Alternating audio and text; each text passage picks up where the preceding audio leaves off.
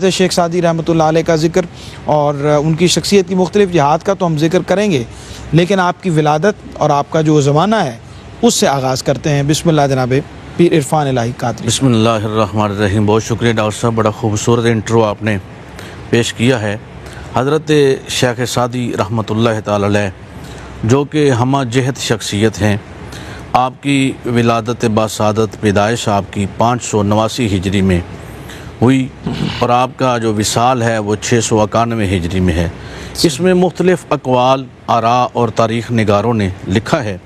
बाज़ के नज़दीक आपकी उम्र मुबारक 120 बरस है, बाज़ के नज़दीक 102 बरस है, बाज़ के नज़दीक 99 बरस है और बाज़ ने एक अपने कौल में 90 बरस भी मौजूद है। अल मुख्तसर ये कि आप तवील उम्र थे, ठीक तवील उम्री आपने पाई। और आपका जो दौर मुबारक है वो उस वक़्त शिराज़ जो है वो ईरान का दारुल खिलाफा है, इस वजह से आप शिराज़ी लिखते हैं। और मुस्लिहुद्दीन आपका नाम है, अब्दुल्ला आपके वालिद का नाम है जैसा कि आपने बयान फरमाया है। और आपका तखल्लुस है सादी। सादी के लिए आपके जो बाप हैं वो एक बादशाह के मुलाजिम थे जिसके नाम में साद आता था, उस हवाले से सादी। लेकिन एक और रिवायत में भी ये बात मिलती है कि आप हज़रत साद बिन उबादा रदी अल्लाह ताला अन्हु की औलाद में से थे, उस वजह से आप सादी लिखते हैं। ये दो अक़वाल मौजूद हैं।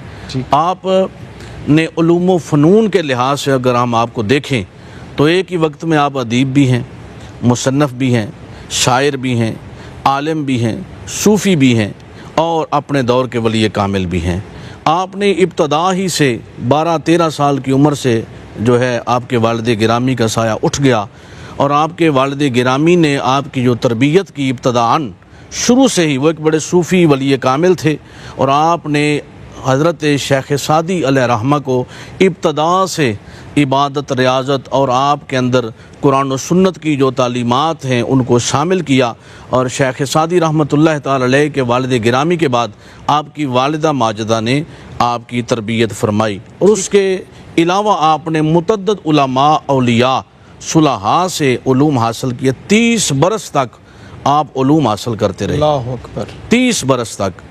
और फिर आप उस वक़्त चूँकि ईरान में जो है जंगों का सिलसिला शुरू हो गया तो आपने बगदाद का रुख किया और जामिया निज़ामिया में आ बैठे। वहाँ आकर आपने उलूम हासिल किए और मुहद्दिस अब्दुर्रहमान इब्न जौज़ी जैसे लोग आपके उस्ताद थे, आपने उनसे भी ज़ानुए तलम्मुज़ हासिल किए। और फिर हज़रत शेखुल शयूख हज़रत शेख शहाबुद्दीन सोहरवर्दी रहमतुल्लाह ताला अलैह से आपने जो है वो तरीक़त का फ़ैज़ हासिल किया। और बाज़ रिवायात में ये मिलता है कि हज़ूर कंदील नूरानी गौसे समदानी अल हसनी वल हुसैनी शेख मीरा मुहय्यिद्दीन अब्दुल कादिर जिलानी रदी अल्लाह ताला अन्हु से भी आपने फ़ैज़ हासिल किया। और ये तो आप ख़ुद लिखते हैं एक मुकाम पर कि मक्कातुल मुकर्रमा में बैतुल्लाह शरीफ के साथ मैंने एक हस्ती को देखा जो ग़िलाफ़ काबा पकड़ कर, ये उनकी आंखों में आंसू थे और ज़ारो कतार रो रहे थे कि या अल्लाह रोज़े महशर मुझे नबीना उठाना ताकि मेरे हिसाब किताब का जो मामला है वो आसान हो। तो आप आगे बढ़े और आपने पूछा कि आप कौन हैं, तो उन्होंने फरमाया मैं अब्दुल कादिर जिलानी हूँ। और आपने 14 हज पैदल फरमाए हैं शेख सादी अलैहि रहमा ने और गौसे आज़म से फैज़ भी हासिल किया। और शेखुल शयूख हज़रत शेख शहाबुद्दीन सोहरवर्दी रहमतुल्लाह ताला अलैह से भी आपने फैज़ हासिल किया और कैद व बंद की सोबतें भी आपने बर्दाश्त की। और उसके साथ साथ आपने इल्म को नहीं छोड़ा, यानी अगर आपकी 100 साल उम्र मुबारक है तो सारी हयात तय्यबा इल्म में, मुशाहदात में, तजर्रुबात में गुजरी। और कुरान और सुन्नत के साथ साथ आपने असफिया, अज़किया का जो पैगाम था, तज़किया नफ्स और तस्फिया क़ल्ब पर भी कारबंद रहे। क्या बात, सुभान अल्लाह सुभान अल्लाह। जनाब पीर इरफान इलाही कादरी साहब क्या फरमाते हैं इस शोरा आफाक, कबूल बारगाह, ज़ुबान ज़द आम, रुबाई के हवाले से और आपकी शायरी के हवाले से? जी डॉक्टर साहब, देखें आप भी शायर हैं, मैंने भी कई किताबें लिखी हैं।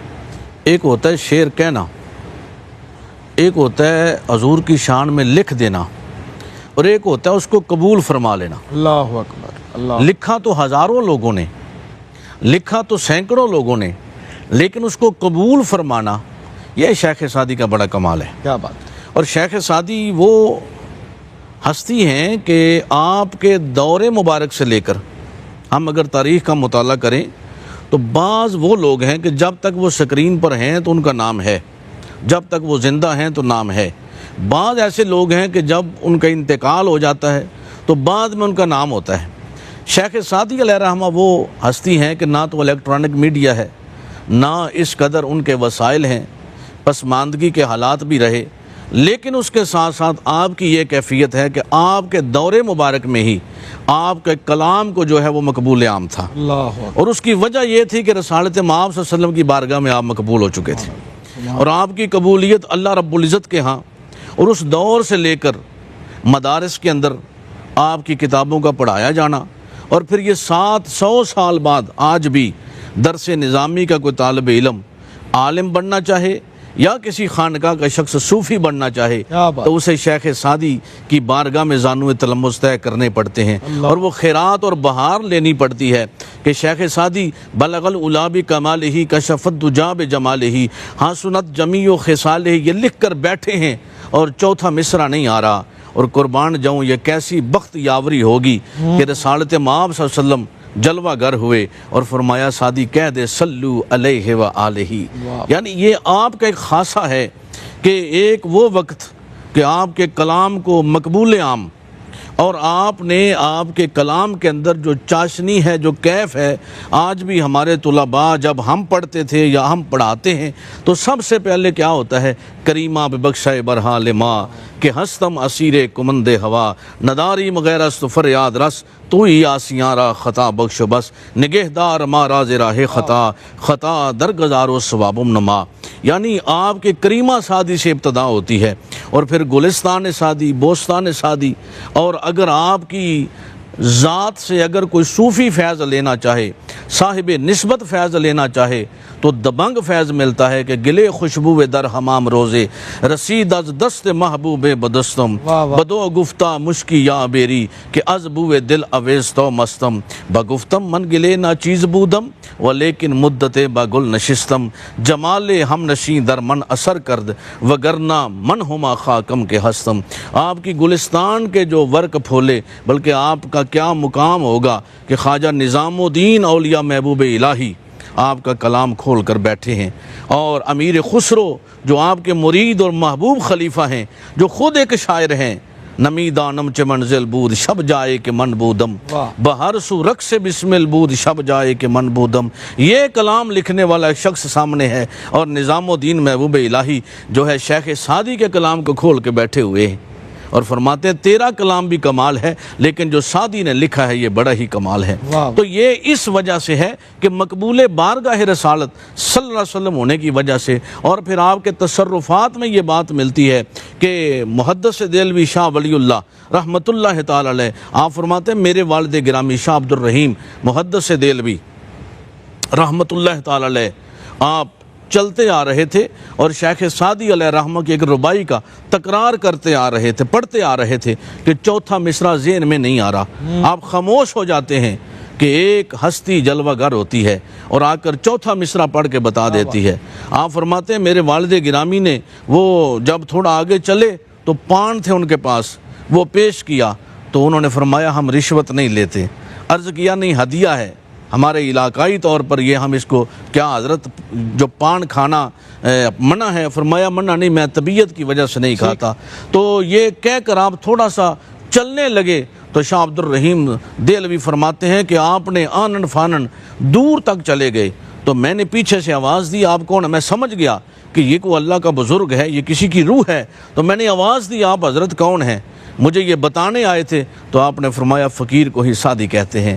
تو یہ آپ کا مقام تھا، یہ آپ کے تصرفات تھے، اور یہ تمام تصرفات کی وجہ یہ تھی کہ آپ بارگاہ رسالت مآب صلی اللہ علیہ وسلم میں مقبول تھے۔ سبحان اللہ سبحان اللہ۔ یہ ہم بات کرتے ہیں جناب پیر عرفان الہی قادری صاحب، کیا فرماتے ہیں حضرت؟ آپ نے جو حکمت و دانش ان کتابوں کے اندر سموئی ہوئی ہے اس سے آج تک استفادہ کیا جا رہا ہے، کیا ڈاکٹر صاحب اس میں سب سے پہلی بات یہ ہے کہ ہر مثال کا جو انہوں نے مثال دی ہے اس میں اپنی ذات کو رکھا ہے، ٹھیک، اپنی زندگی بھر کے جو تجربات ہیں، اپنی زندگی بھر کی جو انہوں نے پریشانیاں، مشقتیں اور لوگوں سے ملاقات، اہل علم سے ملے، اولیاء سے ملے، صوفیاء سے ملے، ہر لحاظ سے ان لوگوں سے ملنے کے بعد 30 سال کا جو سفر ہے، تو ایک فارسی کا مقولہ ہے کہ سفر بوسیلہ ظفر، سفر کامیابی کا وسیلہ ہے۔ تو آپ نے جو کامیابی کا سفر کیا تھا ان کو ان میں شامل کر دیا، اور یہ ایک ایسی اس میں صداقت ہے کہ پڑھنے والا جب پڑھتا ہے تو اس کے من میں اترتی جاتی ہے۔ اللہ اکبر۔ اس کی پہلی وجہ تو یہ ہے کہ اللہ اور اللہ کے رسول کی بارگاہ میں یہ قبول ہے، دوسرا یہ ہے کہ آپ نے اس میں اپنے تجربات کو شامل کیا ہے۔ اب دیکھیں کتنا خوبصورت آپ کا شعر ہے کہ سادیہ شیرازیہ سب کے مدے کم زادرا، کم زاد چو عقل شود گلا کند استاد را۔ واہ واہ واہ واہ، کیا اب یہ چیز آج 700 برس تک پڑھی جا رہی ہے، سبحان اللہ۔ اس کے بعد بھی جب تک پڑھی جائے گی اس کی صداقت کو کوئی بندہ چیلنج نہیں کر سکتا۔ اسی طرح آپ نے اپنی مثالوں سے واضح کیا ہے۔ آپ نے ایک مثال دی ہے کہ میں مسجد میں گیا نماز جمعہ کے لیے، جب نکلا تو میرا جوتا وہاں سے گم ہو چکا تھا، تو میں نے دوسری طرف دیکھا کہ بادشاہ کا بیٹا آ رہا ہے، اس کے ساتھ اس کے حواری ہیں، وزراء ہیں، تو میں نے کہا کہ یا اللہ میرے پاس تو پیسے بھی نہیں ہیں اور جوتا بھی ایک ہی تھا، اور اس کے پاس اگر 100 جوتے بھی ہوں یا اس کے گم ہو جائیں تو اور خرید سکتا ہے۔ آپ فرماتے ہیں جب میں نے اسے بغور دیکھا تو اس کے پاؤں ہی نہیں تھے، تو میں نے اللہ کا شکر ادا کیا کہ مجھے اے میرے اللہ تو نے پاؤں تو دیے ہیں چلنے کے لیے۔ اسی طرح آپ نے بے شمار مثالیں اس میں جو دی ہیں، گلستان میں، بوستان میں، اور آپ کا جو مزاج تھا وہ بڑا خوبصورت تھا۔ آپ کی جو زوجہ محترمہ وہ تھوڑا سا جو ہے وہ خشک زبان تھی، تو آپ کے حالات بھی چونکہ ایسے تھے، تو ایک دن انہوں نے کہا کہ آپ کو میرے باپ نے 10 دینار میں خرید کر لائے ہیں گھر میں۔ آپ کے جو سسر تھے انہوں نے آپ کو خریدا تھا جس دور میں آپ خندق نکال رہے تھے، آپ قیدی ہو چکے تھے، ٹھیک۔ خندق نکال رہے تو اس نے دیکھا کہ بڑا سعادت مند انسان ہے تو خرید کر گھر لے آئے، اور بعد میں اپنی بیٹی کے ساتھ آپ کا نکاح کر دیا۔ تو آپ نے فوراً فرمایا کہ ہاں 10 دینار میں خرید کر مجھے لائے تھے اور 100 دینار میں آپ کو میرے ہاتھوں فروخت کر دیا۔ تو یہ آپ کی ایک حاضر دماغی، آپ کا ایک فہم، ادراک، اور آپ کے اندر پھر دوسری بڑی بات یہ ہے کہ ان تمام کتب میں آپ کی جو وہ شعر ہوں یا کہ نثر ہو، جس حال میں بھی ہے اس کے اندر اخلاقیات ہیں، ادب ہے، اور یہ فطرت کا تقاضا ہے کہ اخلاق اور ادب اور محبت کے ساتھ جب بھی بلایا جائے گا تو ہر کوئی اس کی طرف کھینچا چلا آتا ہے، اس میں ترشی نہیں ہے۔ یہی رسالت مآب صلی اللہ علیہ وسلم کا مزاج تھا کہ سرکار کے اخلاق کی وجہ سے، انبیاء کے اخلاق کی وجہ سے لوگ ان کے قریب آتے گئے، صوفیاء، اولیاء، اذکیاء کی وجہ سے لوگ ان کے قریب آتے گئے، اور شیخ سعدی نے چونکہ شیراز ایران سے لے کر پوری دنیا سے پھرتے ہوئے اور مکہ المکرمہ، مدینہ المنورہ، دیگر شہر ہمارے ملتان تک کے اسفار کیے ہیں، تو آپ کی زندگی بھر کا نچوڑ ہے ان میں، تو جو اپنی مثال کے ساتھ نچوڑ پیش کرتا ہے تو جو دانا ہے، سمجھنے والا ہے، وہ یہ سمجھتا ہے کہ اس نے تو چوٹ کھائی ہے، اب میں اس چوٹ سے بچ جاؤں۔ اللہ اکبر۔ پیر صاحب کیا پیغام آخر میں عطا فرماتے ہیں جناب آج کی گفتگو کی روشنی میں حضرت شیخ سعدی رحمۃ اللہ علیہ کی شخصیت کے حوالے؟ جی، ہمیں ہمیشہ مثبت سوچ اور مثبت زندگی گزارنی چاہیے، اور خیر الناس من ینفع الناس بن کے رہنا چاہیے۔ ٹھیک۔ شیخ سعدی رحمۃ اللہ تعالی علیہ کی بقا اور دوام اور آج تک ان کے نام زندہ ہونے کی وجہ یہی ہے کہ انہوں نے مثبت سوچ، مثبت خیال اور مثبت زندگی اختیار کی، اور مثبت زندگی اختیار کرنے پر تنبیہ فرمائی۔ اللہ۔ یہی وجہ ہے کہ صوفیاء کی جماعت بھی سب سے پہلے سعدی کے پاس جاتی ہے، اور علماء کی جماعت بھی سب سے پہلے سعدی کے پاس آتی ہے، اور یہاں سے خیرات لیتے ہیں، اور یہ خیرات جو ہے ان کے لیے وہ عالم ہوں، وہ زاہد ہوں، وہ صوفیاء ہوں، ان کی زندگی کے اندر جو نکھار بنتا ہے۔ میرے قبلہ عالم فرمایا کرتے تھے کہ جو سعدی کی گلستان اور بوستان نہیں پڑھتا وہ نہ عالم بن سکتا ہے نہ صوفی بن سکتا ہے۔ کیا بات، سبحان اللہ سبحان اللہ۔